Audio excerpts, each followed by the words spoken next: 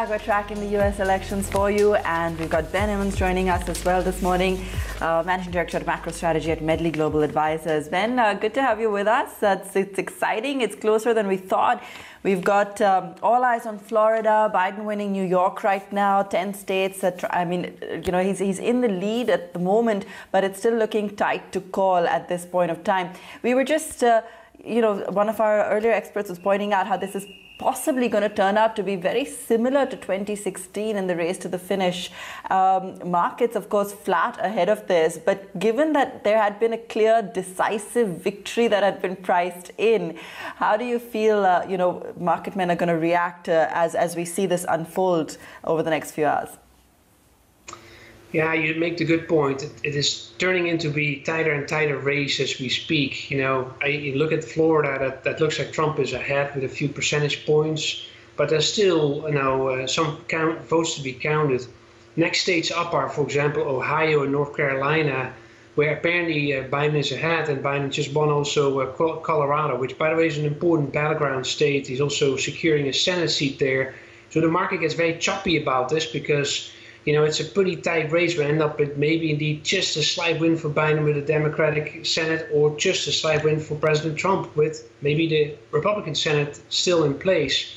Net though of this is that as we rallied ahead of this election, it is all about the stimulus idea. So either if the Biden win with the Democratic Senate, we're getting stimulus for the supply side of the economy, investing in the economy, and under President Trump, with a Republican Senate, will be on the demand side of the economy, the spending side of the economy. So net, that's still positive for the market. So as we go from here, we'll probably see this 49% as you're just showing on the screen a lot, and it's going to be a very tight race.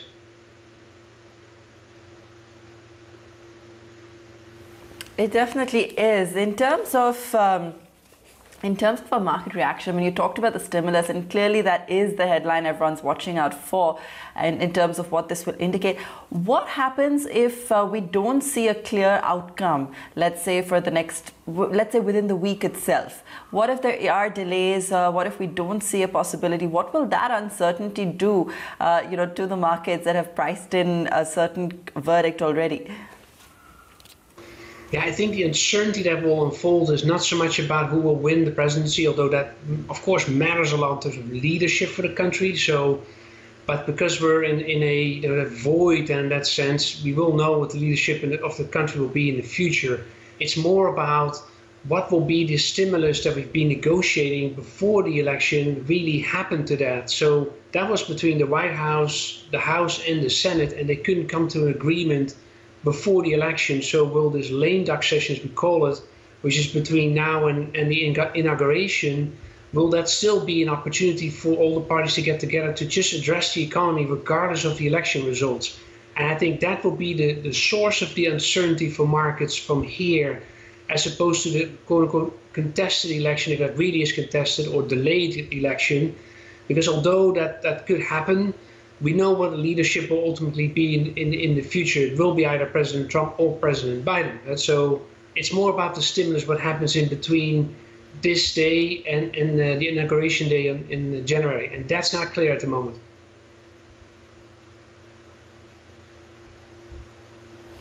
Man, having said that, the stock markets have boomed during Republicans. The stock markets have also done rather badly during Republicans.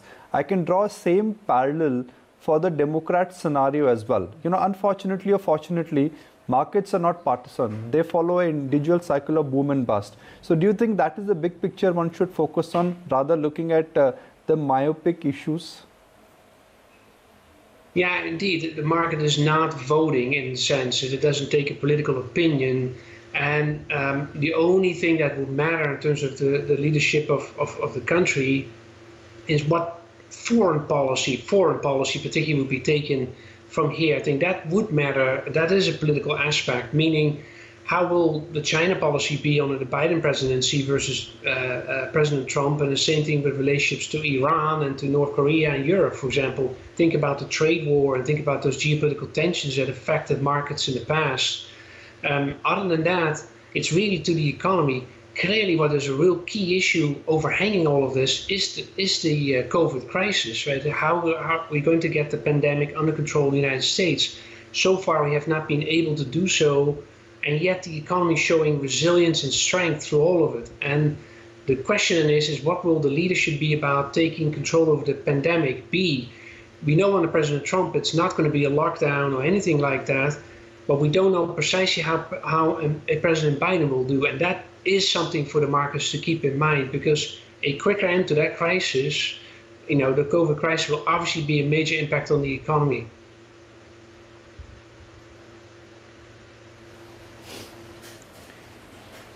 If the Democrats win, Ben, do you think we could be staring at, not this year, next year, but somewhere during the Democratic tenure, if the Democrats won, they may look at breaking the big tech, because the center of the world right now is really concentrated around FANG stocks.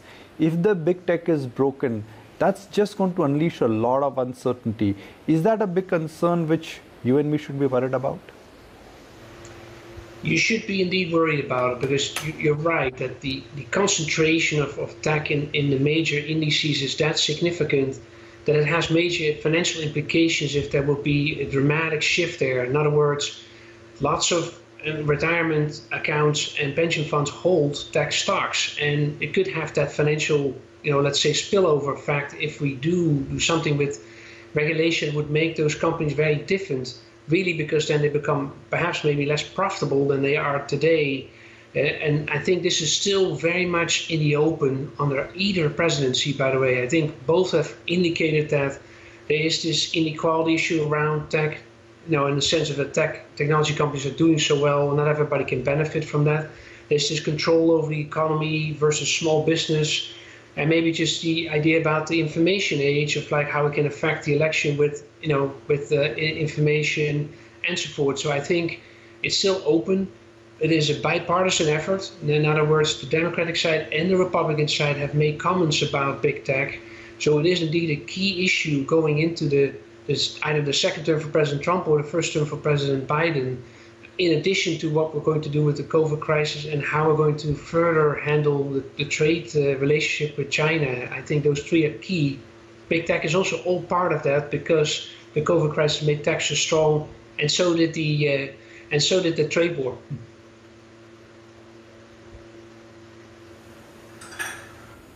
Sure. Ben, stay with us. Lots more to talk about. I'm going to slip into a very quick commercial break. The SGX Nifty is indicating just a mildly negative start for us. Pretty quiet across the global market screen as well. The Dow futures are also pretty flattish ahead of the big verdict.